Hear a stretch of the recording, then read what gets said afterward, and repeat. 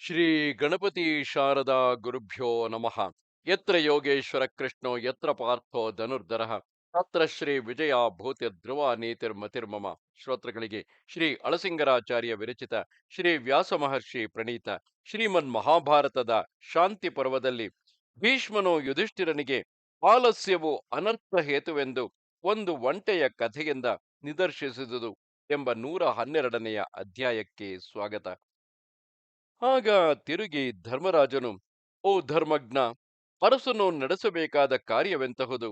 ಅವನು ಯಾವ ರೀತಿ ನಡೆದರೆ ಸುಖದಿಂದ ಇರುವನು? ಅದನ್ನು ನನಗೆ ತಿಳಿಸಬೇಕು ಎನ್ನಲು ಭೀಷ್ಮನು, ಓ ಧರ್ಮಪುತ್ರ, ಇದೇ ವಿಷಯದಲ್ಲಿ ನಾನು ಕೇಳಿರುವ ಒಂದು ಒಂಟೆಯ ಕಥೆಯನ್ನು ನಿನಗೆ ಹೇಳುವೆನು. ಅದರಂತೆ ನೀನಿರಬಾರದು. ಹಿಂದೆ ಕೃತಯುಗದಲ್ಲಿ ಒಂದು ದೊಡ್ಡ ಒಂಟೆ ಎದ್ದಿತು. ಅದಕ್ಕೆ ಪೂರ್ವಜನ್ಮ ಸ್ಮರಣ ಉಂಟು. ಅದು ತೀವ್ರ ನಿಯಮದಿಂದ ಅರಣ್ಯದಲ್ಲಿ ತಪಸ್ಸು ಮಾಡತೊಡಗಿತು.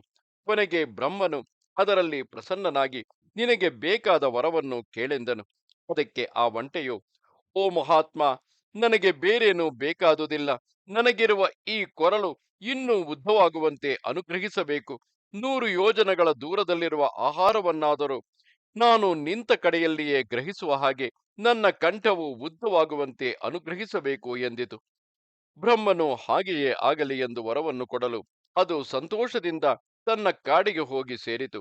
ಆಗಲೇ ಆ ಒಂಟೆಯು ಬುದ್ಧಿಗೆಟ್ಟು ಬ್ರಹ್ಮದೇವನು ತನಗೆ ಕೊಟ್ಟ ಆ ವರದಿಂದ ಹೆಮ್ಮೆಗೊಂಡಿತು. ಮೊದಲಿನಂತೆ ಆಹಾರಾನ್ವೇಷಣಕ್ಕೆ ಪ್ರಯತ್ನಿಸದೆ ಸೋಮರಿಯ ಹಾಗೆ ಕುಳಿತು ಬಿಟ್ಟಿತು.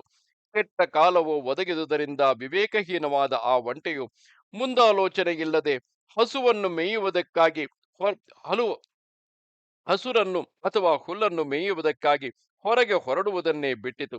ತಾನು ವರವನ್ನು ಪಡೆದು ಬಂದ ದಿನದಿಂದ ಅದು ಹೊರಕ್ಕೆ ಕಾಲಿಡಲಿಲ್ಲ. ಆಮೇಲೆ ಒಮ್ಮೆ ಅದಕ್ಕೆ ಹಸಿವೆತ್ತಿದಾಗ ಉದ್ದವಾದ ತನ್ನ ಕತ್ತನ್ನು ನೀಡಿ ಅಲ್ಲಲ್ಲಿ ಇದ್ದ ಆಹಾರವನ್ನು ನಿರಾಯಾಸವಾಗಿ ಕಡಿದು ತಿನ್ನುತ್ತಿತ್ತು. ಆ ಸಮಯದಲ್ಲಿ ಒಂದು ದೊಡ್ಡ ಬಿರುಗಾಳಿ ಎದ್ದಿತು.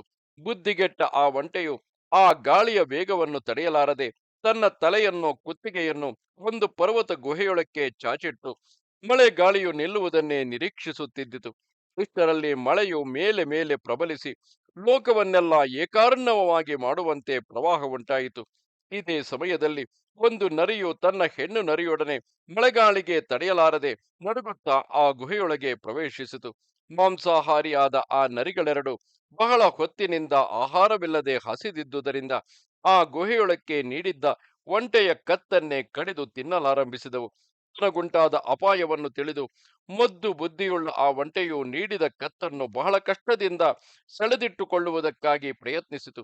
ಆದರೇನು, ಆ ಒಂಟೆಗೆ ಆ ಸಣ್ಣ ಗುಹೆಯಲ್ಲಿ ಚಾಚಿದ ಉದ್ದವಾದ ಕತ್ತನ್ನು ತಿರುಗಿ ತೆಗೆಯುವುದಕ್ಕೆ ಸಾಧ್ಯವಾಗದೆ ಅದನ್ನು ಅತ್ತಿತ್ತ ಹೊರಳಿಸಿ ಎತ್ತಿಸುತ್ತಿರುವಾಗಲೇ ಒಳಗಿದ್ದ ನರಿಗಳೆರಡು ಬಲವಾಗಿ ಅದರ ಕತ್ತನ್ನು ಕಡಿದು ಭಕ್ಷಿಸುತ್ತಲೇ ಇದ್ದವು.